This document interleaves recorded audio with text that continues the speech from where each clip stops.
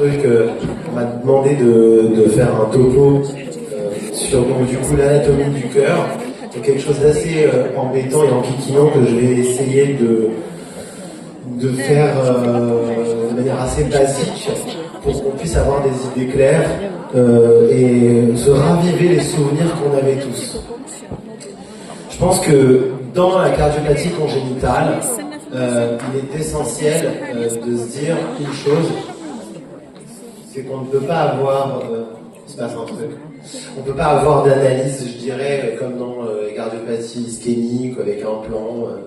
C'est plutôt une analyse segmentaire. Donc il y a les veines systémiques, puis les veines pulmonaires, les oreillettes, les ventricules et les gros vaisseaux. Et c'est une description, je dirais, échographique qui nous permet de faire un peu un catalogue de toutes les malformations, je vais galérer avec ce micro, de toutes les malformations qu'on peut trouver ou avoir. Donc moi je vais essayer d'avoir un peu un premier temps où on va présenter un peu le cœur normal, ça va toujours partir du cœur normal, en faisant des incursions un peu dans le cours d'Amaury pour voir si vous avez déjà des rappels, s'il reste des choses, et après faire ce qu'on peut, parce qu'on n'a que 30 minutes, de certaines cardiopathies congénitales, parce que ce soit l'occasion de revenir l'année prochaine si on l'invite.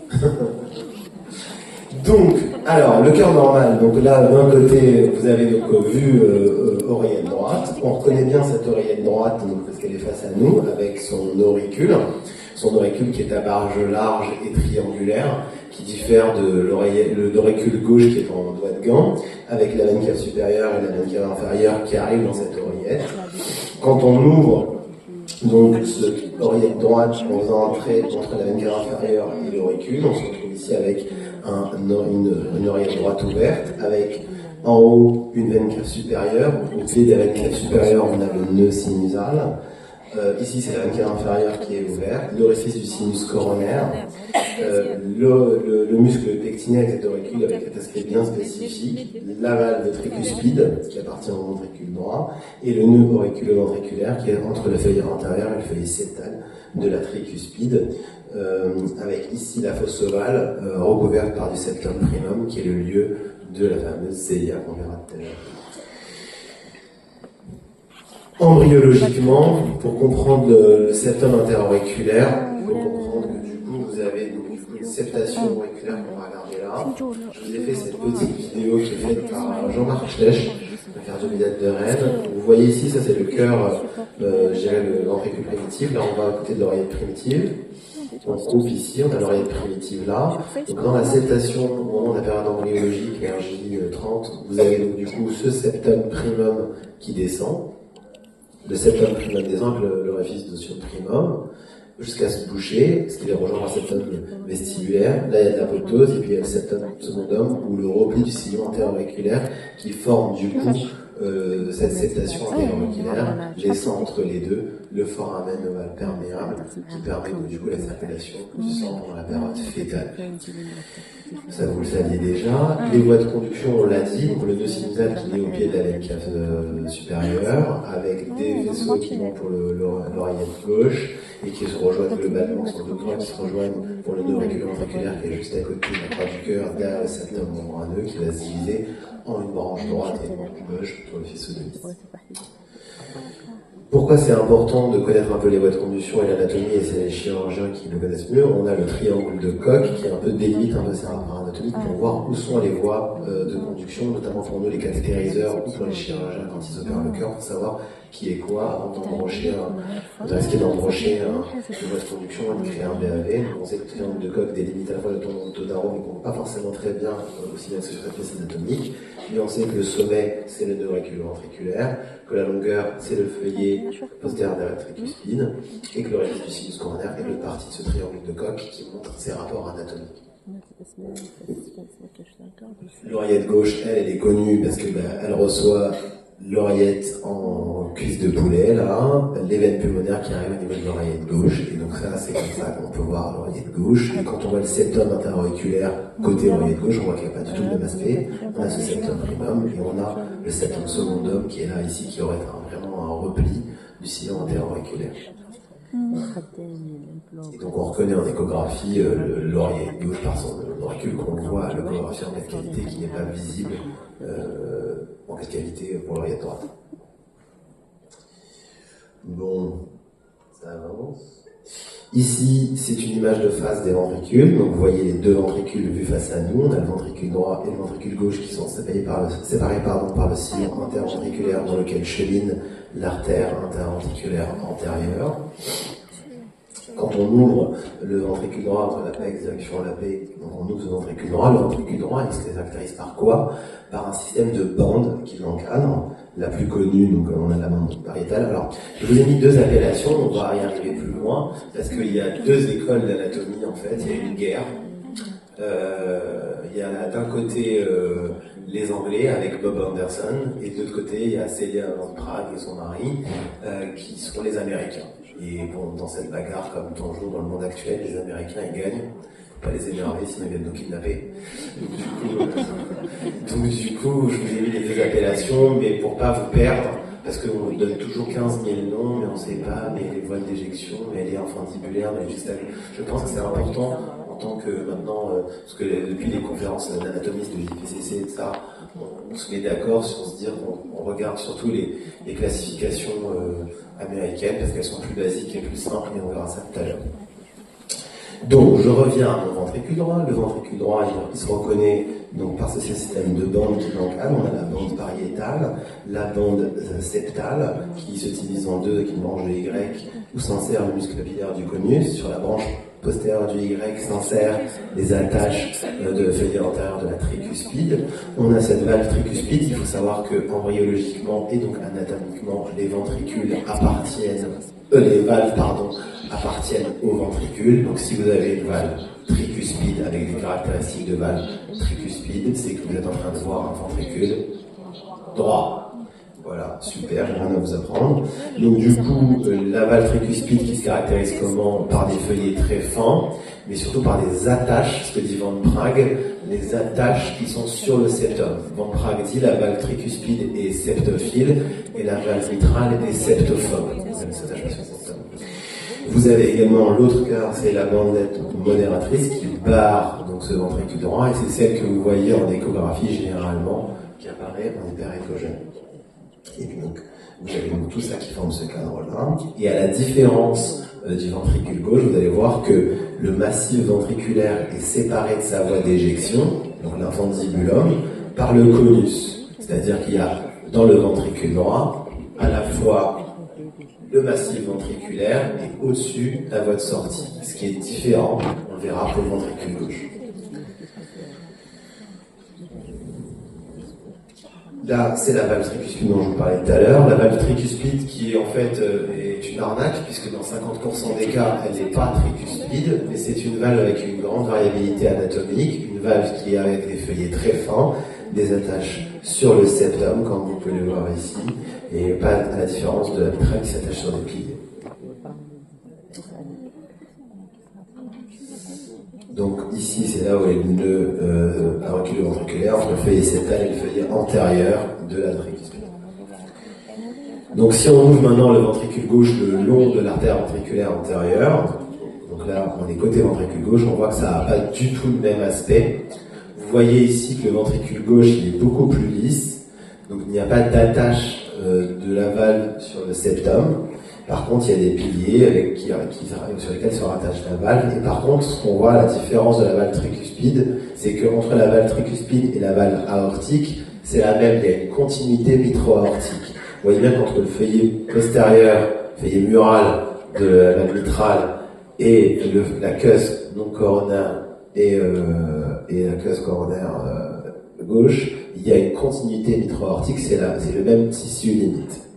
Donc vous voyez ici les trois cuspes aortiques, la cuspe droite, la cuspe gauche et la cuspe non coronaire. Et le septum membraneux interventriculaire dont on parlera tout à l'heure, il se situe ici. Maintenant, la valve mitrale, comment elle se caractérise? Elle a cette forme de myrte épiscopale. La myrte, c'est le chapeau du pape là. Donc elle est en forme de selle à cheval aussi, avec ce qu'on appelle le sourire de la mitrale. Du coup, un feuillet antérieur, un feuillet mural. C'est une valve qui s'attache pas sur le septum, mais sur des piliers, avec un phénomène dynamique d'ouverture, ce qui fait assez différent. Donc là, vous voyez les deux piliers antérieur et postérieur. Et donc, du coup, Les piliers sont rattachés par des cordages sur l'appareil sous-alvéolaire. Le septum interventriculaire, comme je vous le disais, pour faire simple, en fait, en fonction du lieu où se situe le trou, vous avez un type de CIV. Je pense que c'est ce qu'on demande à un échographiste, c'est de dire où est-ce qu'il y a le trou, dire est-ce que c'est codoventriculaire, machin, tout ça, parce que pour dire qu'elle est sur les rebords, c'est pas très intéressant. C'est plus intéressant pour le chirurgien, mais le chirurgien il saura se repérer tout seul. Mais si déjà on arrive à bien situer le trou, c'est énorme. Et ça c'est super. Vous avez donc du coup le septum trabéculé, musculaire, qui va en fait de la pointe du cœur jusqu'ici à peu près. Quand vous êtes dans le Y de la bande septale, vous avez le conus, dont on parlait tout à l'heure avec toutes les CIV codotroncales. Et donc avec les CIV, vous voyez bien que si ça s'élargit, ça peut s'étendre sur les voies d'éjection. Entre les deux, en dessous de la branche antérieure, vous avez également le septum périmembraneux, qui est juste à côté des voies de conduction, et on comprend aussi l'énergie qui est un peu différente. Et puis juste en dessous, derrière le feuillet septal de la tricuspide, sur toute sa longueur, on a ce qu'on appelle le septum d'admission, qui sont les lieux de CIV, notamment des CA. Et donc ça, vous avez globalement les appellations américaines.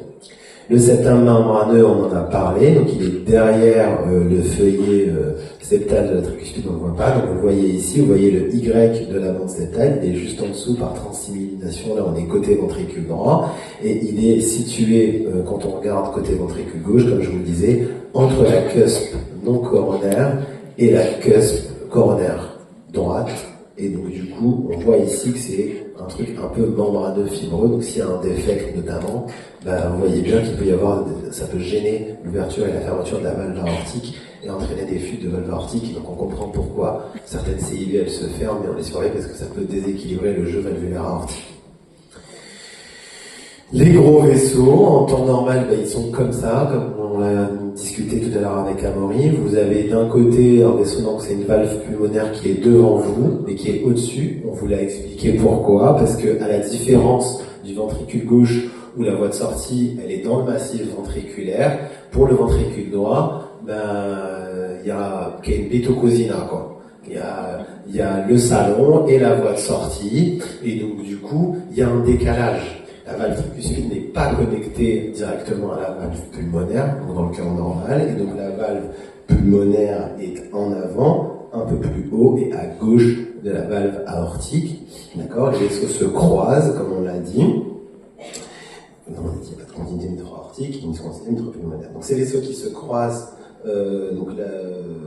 avec une crosse aortique qui se fait souvent à gauche du rachis.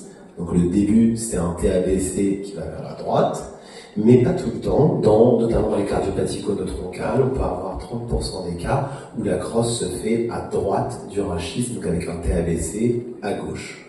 Et c'est une variante liée à un développement des arcs aortiques embryologiques qu'on ne va pas détailler là parce qu'on n'a pas le temps. Ça va ? Bon, maintenant on a fait le normal, maintenant on commence dans le pas normal. On va parler des CIA, parce que c'est le plus simple. Globalement, vous l'avez vu tout à l'heure, les CIA, c'est quoi ? C'est un trou, bas. En fonction de où est le trou, elle a un nom différent et une origine embryologique différente. Pourquoi c'est important de savoir où est le trou ? Tout simplement parce que potentiellement que le traitement n'est pas le même dans la plupart des cas. Même si 90% c'est des CIA ostium secondum, qui sont les plus fréquentes et qui peuvent se traiter par cathétérisme, il y en a quelques-unes qui restent encore chirurgicales. Comme je vous ai dit tout à l'heure, l'oreillette droite, c'est un peu ça. Donc, côté oreillette droite, vous avez la veine cave sup. Il y a la fosse ovale, qui est recouverte par l'ostium primum, par le septum primum, pardon. Et puis en dessous, vous avez le septum vestibulaire qui n'a pas la même origine embryologique. Comme pour la fermeture du septum interventriculaire, vous avez dans votre trou d'oreillette, si je me fais comme ça, vous avez d'un côté, en bas, le septum primum, donc qui descend, et en dessous, au niveau des valves, vous avez une espèce de bourgeon gélatineux, des cellules mésenchymateuses, qui vont, elles, se former par en haut, et venir fermer ce septum primum. D'accord ? Donc ça n'a pas la même origine embryologique. Par contre, ce bourgeon mésenchymateux, en bas, il a la même origine, c'est lui qui va aussi donner au trou les valves AV. Donc on comprend bien que quand on a un déficit en bas, on a forcément une lésion du trou, mais aussi une lésion des valves. Donc là, si le phénomène d'apoptose se fait trop, il y a un trou dans la fosse ovale, qui est ici, donc on a une CIA ostium secundum, d'accord. Notamment, donc, ce que je voulais aussi vous montrer ici, c'est que ce que les anciens, bon, les très anciens, parce que moi je suis un ancien maintenant, ce que les très anciens appelaient le septum secundum, on a compris embryologiquement maintenant que ce n'est pas vraiment un septum, c'est plutôt un repli musculaire. C'est le toit d'oreillette qui s'invagine, d'accord, et qui vient recouvrir partiellement le truc, créant le faux contact. La différence entre un FOP et une CIA, c'est souvent ce qu'on nous demande. Globalement, si vous avez donc ce phénomène d'apoptose avec cette fosse ovale qui n'est pas recouverte, bah, effectivement, vous aurez donc du coup un trou. Alors que si vous avez juste les deux membranes qui ne se sont pas bien plaquées à la naissance, vous avez cette communication. Et il y a dans cette pièce 30% de la population qui a un foramen ovale perméable. Alors qu'une CIA, c'est pas les mêmes caractéristiques. Ce qu'on pourrait vous dire, c'est que naturellement le trou ne se fait jamais simple, c'est pas jamais. Il y a des CIA double orifice, c'est lié vraiment à une apoptose incomplète de ce septum primum. C'était pour vérifier de le savoir pas. Les CIA low septal defect, c'est un peu comme les CIA ostium secundum, mais en plus bas, qui ne sont pas dans la fosse ovale, c'est bon à savoir aussi. Là, l'ostium primum, on en a plus ou moins parlé. Quand les cellules mésenchymateuses qui forment les valves AV, ils remontent pas bien et ils couvrent pas bien, vous allez avoir un trou qui est en bas, et qui dit CIA ostium primum, vu qu'elle a la même origine que les valves AV, il y aura forcément à rechercher une anomalie des valves. D'accord? Et c'est notamment la CIA du CAV. D'accord? Donc du coup, ça, c'est intéressant à savoir. Là, vous voyez bien ici la valve tricuspide avec une CIA ostium primum qui est là, puis une CIA ostium secundum, parce que les deux peuvent être associés aussi. La CIA du sinus venosus, c'est lié à quoi? C'est au moment de l'invagination des veines pulmonaires dans le massif auriculaire, qui se font pas bien, qui se roulent pas bien, qui gardent une communication. Et donc, du coup, souvent, quand il y a une CIA du sinus sinus venosus, on recherche un retour veineux pulmonaire anormal, mais je suis pas sûr que vous les voyez en écofétal, faudrait demander à Maury. Les SCIA du sinus coronaire, c'est quand ce sinus coronaire qui se forme, quand les arcs, le pôle veineux se ferme et tout, la corde, elle s'invagine pas bien, elle se roule pas bien, il y a une communication, normalement, le sinus coronaire, il est censé, en fait, la veine est censée drainer tout et arriver derrière l'oreillette gauche et tomber dans l'oreillette droite. Là, en fait, il y a une mauvaise invagination, il y a une communication entre l'oreillette gauche, le sinus coronaire, via la veine qui est mal ourlée. On va aller plutôt au CIV. Comme je vous disais, dans les CIV, il y a deux types donc c'est une vraie guerre, hein, pour les passionnés d'anatomie, on peut en parler longtemps. Les Américains, ils ont dit, nous, on va vous appeler en fonction du trou où vous êtes. Les Anglais disent, bah non, c'est en fonction de Shkotsahak. Qu'est-ce qui vous entoure, et on va vous donner un nom en fonction de ce qui vous entoure. Donc, pour faire plus simple, les Américains, ils disent, en Algérie, il y a 69 wilayas. Où est-ce que vous êtes? Dans quel wilaya vous êtes? Et puis c'est tout. Et puis dans ces 69 wilayas, il y a, bon là je dis 6, mais il y a 12 régions militaires. Donc en fonction de votre région, vous avez un nom. Basique, simple, clair. Donc, si vous êtes dans le septum travéculé, voilà, c'est une cellule musculaire. Si vous êtes dans le septum d'adhésion, c'est une cellule d'inlet. Si vous êtes dans le septum de la voie d'éjection, c'est une cellule de l'outlet. Et si vous êtes dans le septum périmembraneux, c'est une cellule périmembraneuse. Stop et fin. Basique, clair, net, précis. Indien, cowboy. Les Anglais, c'est plus des vicieux, plus compliqué. J'espère qu'il n'y a pas d'anglais dans la salle. Et globalement, ils sont très fins. Ils vous disent, il y a des wilayas, nous c'est les wilayas où il y a de l'eau. Donc il y a la mer. Vous êtes une wilaya où il y a la mer, c'est vrai. Il dit, il y a les wilayas où il y a les montagnes. Mais parfois, il y a des wilayas qui ont et les montagnes et la mer. Donc on se retrouve avec des noms pour des CIV dans des endroits qui sont différents. Et on ne sait plus de quoi on parle. Donc du coup, c'est compliqué. Mais vous me dites, Mansour, pourquoi on a gardé cette appellation? Parce qu'effectivement, si je vous dis c'est une CIV périmembraneuse, on sait que globalement, il y a la voie de conduction qui passe pas loin, le chirurgien, il est averti. Et donc il se prépare psychologiquement, il sait qu'il doit faire plus attention que ça. Mais dans 95% des temps, nous, quand on décrit la CIV, ce qu'on veut savoir surtout, c'est où est-ce qu'il est le trou pour savoir comment on parle, et où est-ce que ça va aller, et comment ça roule. C'est pour ça que maintenant, on dit globalement, on garde l'appellation américaine, qui est la plus facile, sans oublier l'autre, puisque dans l'autre, parfois, le chirurgien, il voit ce qu'il fait, et il connaît son anatomie aussi, et il sait se repérer. Bon, j'accélère un petit peu. Tout ça, c'est ce que je viens de vous dire. The winner is, voilà, la géographique. Bon, comme je vous ai dit tout à l'heure, si vous avez donc du coup une CIV donc dans le septum musculaire, CIV travéculé qui est là, sinon c'est dans la CIV d'Inlet ou des CIV codotroncales ou des CIV périmembraneuses. Les CIV périmembraneuses, c'est dans le septum membraneux. Je vous remets l'image que je vous ai mise tout à l'heure. Vous me dites où est-ce que j'en suis, j'ai pas de notion de temps. Les CIV donc périmembraneuses, globalement ici c'est côté VD, donc vous êtes au-dessus, en dessous de l'Y de la bande septale qui est là. Vous voyez par votre sensibilité, il y a un défect.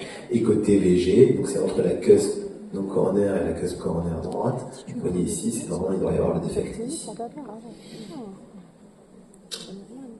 Et donc naturellement, vous voyez bien que dans ces CIV-là, il faut faire très attention parce que ça peut déséquilibrer chez l'enfant, il faut les surveiller très vite parce que la taille du trou il est hyper débile, mais parfois c'est des toutes petites CIV, mais c'est surtout le G qui peut engendrer du coup un déséquilibre de la valve aortique parce qu'elle va vouloir avoir tendance à aspirer le haut, ce feuillet qui va vouloir boucher le trou, mais en bouchant le trou, il va ouvrir la valve et donc engendrer une fuite aortique, donc c'est à surveiller. L'autre option, là c'est vue chirurgicale, donc on a ouvert l'oreillette droite qui était assez grosse, je prie de me croire, on a détaché le feuillet antérieur de la tricuspide et en dessous, vous voyez bien qu'il y a cette CIV, vous avez le Y de la bande septale qui est là, donc c'est comme ça que le chirurgien aborde ces CIV pour pouvoir les fermer, il passe par l'oreillette droite pour fermer cette CIV. Ici c'est encore une autre CIV périmembraneuse, vous voyez bien du coup que elle est cachée par le feuillet antérieur de la tricuspide et quand on dit cette CIV elle peut se fermer, elle se ferme pas par la magie du bon Dieu. Elle se ferme parce qu'en fait il y a un flux qui va engendrer une espèce de boursouflure du matériel sous-valvulaire tricuspidien qui peut à la fois aussi aller boucher ce trou au bout d'un moment, qui se détend et c'est la chance de ces patients-là. Sinon on doit les opérer. Ensuite, la CIV de l'outlet, donc de la voie d'éjection. Donc, quand il y a un défect du conus, c'est la CIV du phallo, la CIV de l'abso, du VDDI du phallo. Et donc, du coup, vous voyez bien ici que donc, ces CIV-là, en fonction du bout du muscle qui manque, ça peut s'étendre sous les voies d'éjection. On en revient à notre wedging, Maureen. Et donc, du coup, vous voyez bien ici que quand donc, les vaisseaux tournent, donc ça c'est sur des corps de souris en 3D, en microscope électronique, donc, vous voyez ici que le vaisseau est en train de tourner, d'accord? Vous voyez donc du coup que quand la aorte tourne pour se mettre à sa place, le septum conal, en fait, il tourne avec lui, puisqu'ils sont liés, quoi. D'accord? Et en fait, c'est que quand il tourne bien, pour pouvoir aller fermer, du coup, les deux ventricules, donc septer les deux voies de ventricules, avec du coup l'artère pulmonaire qui est là et l'aorte qui est derrière et qui part. Naturellement, si ça se fait pas bien, du coup, ici, il peut y avoir aussi un défect du septum conal. D'accord, on voit bien ici, il n'y a pas du tout de septum conal, donc pas de bascule du tout, et donc, du coup, c'est des CIV doubly committed. Vous pouvez aussi avoir des CIV de la voie d'éjection sans réel malalignement, donc ce qu'on appelle, donc il y a ni bascule antérieure ni postérieure du septum conal, c'est des CIV de type Eisenmenger. On appelle ça, à ne pas confondre avec le syndrome d'Eisenmenger qui est toute autre chose. Enfin, donc du coup, bon, ça c'est du détail, vous avez également une possibilité de bascule postérieure du septum conal, et donc vous voyez bien ici, le septum conal a basculé de manière postérieure, là, avec le trou qui est là, mais vous voyez bien que la voie de sortie VG aorte, elle est rétrécie. D'accord? Ensuite, les CIV de la tête, toujours, on en a parlé. Donc, tension sous les vaisseaux, ça, on a plus ou moins dit. C'est d'autres images. Je ne vais pas vous embêter longtemps. Alexandre. Les CIV de l'inlet. Les CIV de l'inlet, globalement, c'est derrière le feuillet septal de la tricuspide sur toute sa longueur et sur toute la longueur du feuillet antérieur de la mitrale, dans ce sens-là, d'accord. Donc on voit bien que c'est des CIV qui peuvent s'étendre dans les voies d'éjection, ok. Et c'est des CIV, typiquement, c'est la CIV du CAV. Avec ici, vous voyez bien, donc des CIV de l'inlet avec ce qu'on appelle l'effet scoop out. Donc on a l'impression qu'on a gratté comme une espèce de bol de glace. On a pris un bout avec un effect ici. Et vous voyez bien du coup ici que c'est un CIV de CAV. Avec, vous avez à la fois donc, la CIV d'admission, mais également la fente mitrale avec les deux hémivalves qui sont là.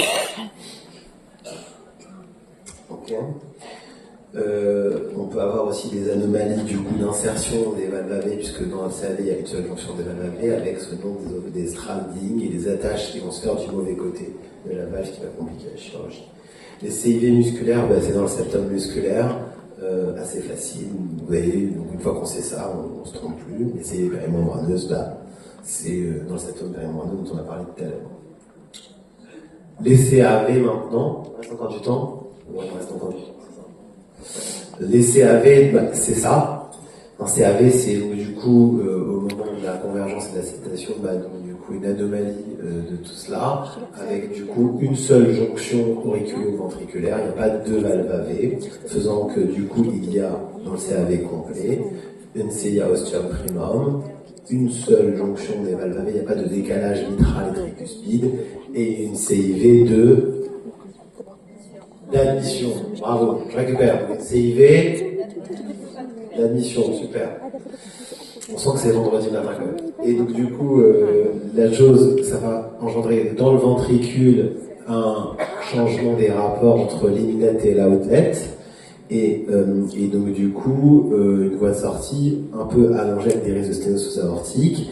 Et dans le wedging de l'aorte, il est du coup aussi incomplet. Et au lieu qu'elle s'encastre bien, cette aorte entre les deux ventricules, qu'elle se pose bien, elle reste un peu au-dessus, ce qui change un peu la voie de sortie.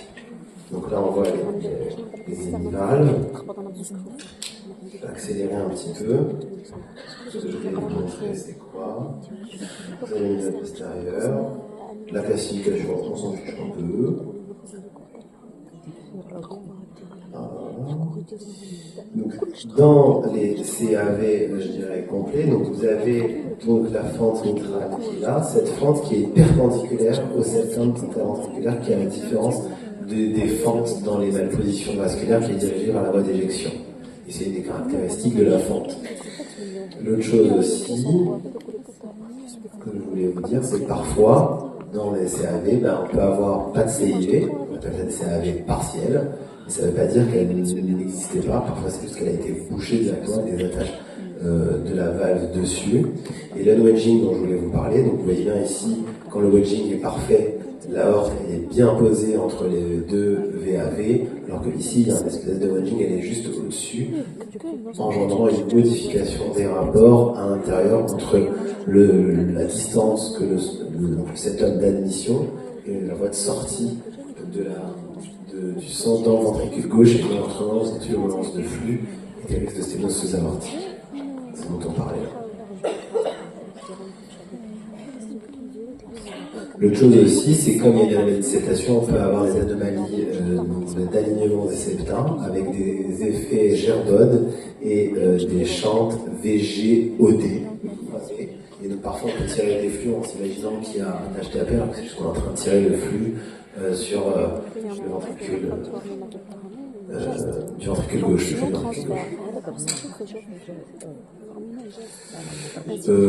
Naturellement, qui dit anomalie d'acétation, on dit aussi que parfois dans certains CAV, les ventricules peuvent être déséquilibrés, mais ça au moment du stade embryologique au moment où c'est fait, donc c'est à voir également aussi. Et puis c'est après tout. Globalement, donc, comme je disais pour le CAV, c'est une jonction auriculo-ventriculaire commune avec une CIA ostium primum et une CIV d'admission et un wedging de la honte. Les sténoses sous-pulmonaires, on a deux choses. Soit c'est la valve qui est dysplasique, soit pas du tout, c'est une fusion des commissions, la caméra n'est pas perforée, et en fonction du type de malformation du syndrome de Cassel, notamment dans l'unal, le traitement ne sera pas le même, parce qu'on sait que les fluides ne sont pas les mêmes. Parce que vous voyez bien que dilater quelque chose d'aussi épais comme ça ne marchera pas, alors qu'elle est perforée et dilater ça sera votre meilleur résultat. Les obstacles sont intensivants. On a vu les cellules périmembraneuses, on en a déjà plus ou moins parlé. Je ne vais pas vous en continuer avec ça. On peut avoir, c'est beaucoup plus rare, deux bandes septales, deux bandes modératrices dans le ventricule droit, et c'est très rare et ça crée des obstacles, il faut les opérer, mais ça peut arriver. Et puis enfin les obstacles gauche dont on parlait là, qui est un gros problème. Je sais que diagnostiquer, en très longtemps on a dit que diagnostiquer une coarctation à la période fétale, c'était quasi la mission impossible. De plus en plus les fétalistes ont des marqueurs avec notamment tout ce qu'on appelle la théorie du flux, c'est-à-dire que plus on a une petite mitrale, un petit léger, on sait que le sang ne va pas bien passer, les dimensions de la crosse aortique sont petites, plus on pense dire qu'il y a une ambiance de cohorte, et ces enfants-là on les freine dans des situations et dans des centres périnataux rapprochés pour les surveiller, voir comment ils se comportent à la fermeture du canal. Les anomalies d'aval mitral, c'est les membranes mitrales ou les membranes supramitrales ou le quatrième trio en fonction de où se situe cette membrane-là. Et c'est une histoire de siège anatomique. Et puis voilà, donc ça c'est des anomalies gérées supramitrales. Il y a aussi des anomalies des feuillets de l'appareil sous-valvulaire, avec soit donc la valve en parachute avec un seul pilier. Là, vous voyez bien ici, qui ressemble à un parachute. Et donc du coup qui crée des anomalies sténosantes de la valve. Et puis voilà, il y a un milieu en Pramac. C'était pour dire que ça existe et que c'est bien de les connaître et on en parle. Et de glorifier aussi, c'est intéressant. Je pense que je vais m'arrêter là. La bicustide aortique, ça change pas grand chose dans la parade fétale, si on est sûr si c'est asténosant ou pas. Le canal artériel, c'est plutôt postnatal. Je pense qu'en conclusion, ce qu'on peut vous dire, tout simplement, c'est qu'une chose est sûre, pour pouvoir bien comprendre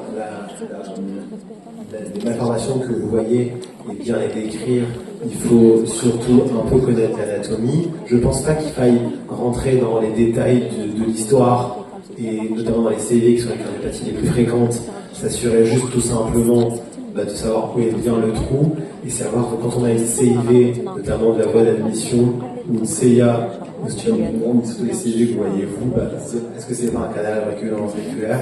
Et si c'est un canal auriculo-ventriculaire, s'assurer que les ventricules sont bien équilibrés, puisque l'histoire ne sera pas la palette postnatale, et savoir passer aussi le relais à un cardiologue pour échanger avec un cardiologue, c'est toujours très intéressant.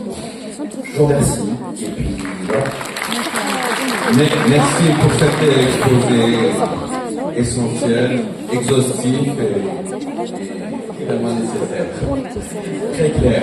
Alors, on a une demi-heure de retard. Juste une ou deux questions et on passe au live. Oui.